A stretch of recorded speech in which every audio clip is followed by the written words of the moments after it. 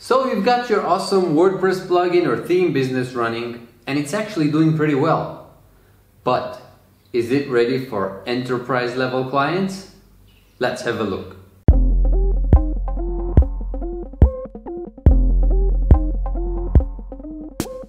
Selling a WordPress product to an enterprise company is very different than selling it to a standard site owner. And let's see why.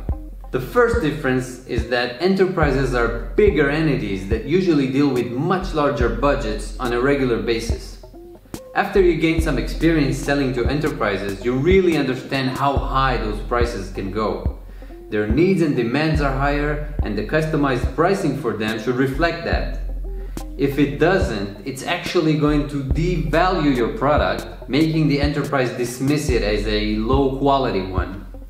The second difference is there's no one size fits all with these commercial whales.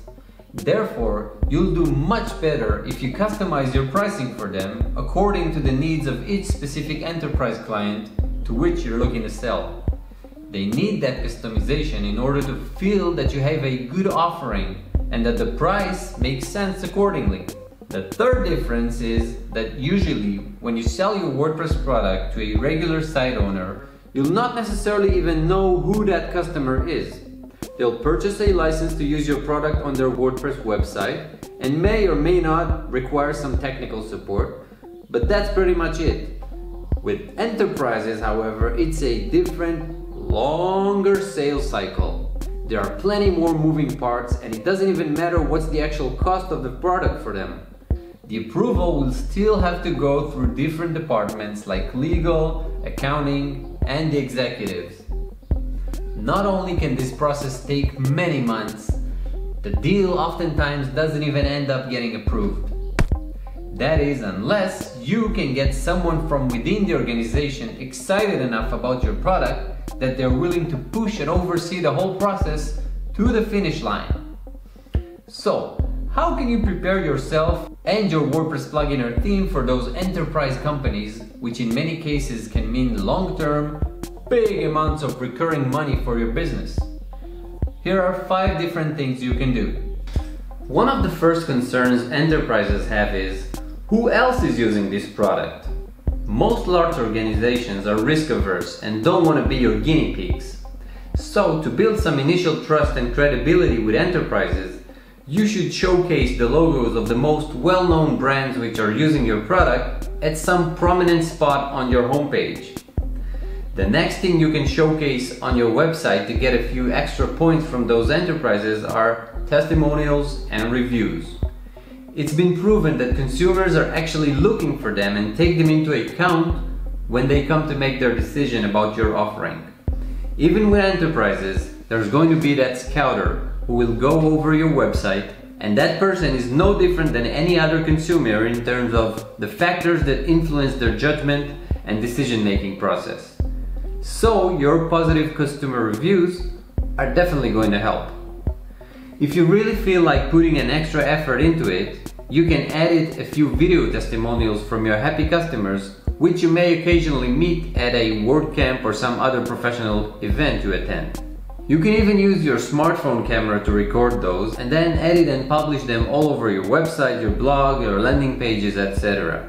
Enterprises love white papers for a bunch of reasons. The main one is that it helps the scouter, who actually does the research, to sell your product to their bosses. When you don't have a white paper, they'll have to create their own document or email to present to the decision makers.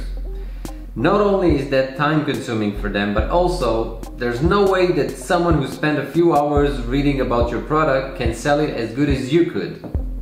The last important thing you should set up to prepare your product for enterprises has to do with your pricing. As I mentioned earlier, enterprises are a different beast, and your pricing for them should therefore differ from your regular customer pricing. You can either include an additional enterprise package, which is significantly more expensive than the others, or alternatively, if you want to go the extra mile and be able to fit the pricing for each enterprise needs and budget, just keep the enterprise features package without the price tag next to it. This will help the person who is evaluating the product understand if and why they need your enterprise package, and make them ask for a phone call to evaluate things and take it to the next level with your product. To wrap things up, enterprises are a great bargain, especially for WordPress product owners.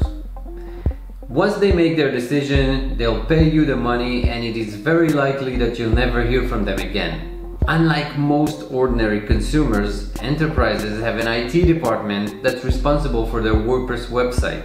When you release an update, they won't go wild wild west and hit the update button on a Friday evening.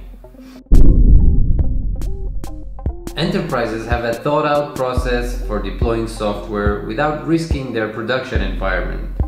So the chances of you getting a phone call or an email from an enterprise client during the weekend because your product suddenly ceased to function are very slim. This is why you definitely want to make the extra effort by materializing all of the must-have elements I've mentioned if you're gonna go hunting for enterprises with your WordPress products. Happy hunting!